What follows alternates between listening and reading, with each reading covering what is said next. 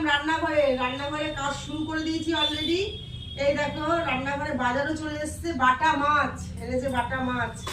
ডাটার চচ্চড়ি খাবে, ডাটার চচ্চড়ি এনেছে। দেখো বাটা মাছ এনেছে, টাটকা বাটা মাছ।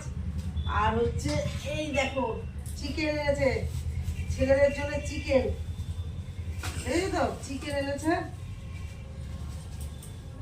এই দেখো চিকেন, বাটা মাছ হয়ে গেল।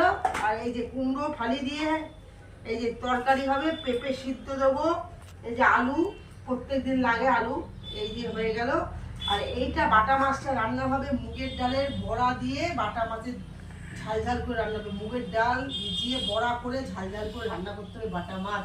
তোমার দাদা ভাইয়ের হচ্ছে নতুন রেসিপি খাবে, ঠিক আছে, করে দিচ্ছি আমি। আর এটা চিলি চিকেনটা এখন কি হবে, চিলি চিকেন হবে না কি হবে এখনো চিন্তা ভাবনা নেই, না দই চিকেন হবে দেখি। Thank you all my friend. এইটুকুই আমার রান্নাঘরের বাজার, এইটুকুই রান্না বান্না করবো।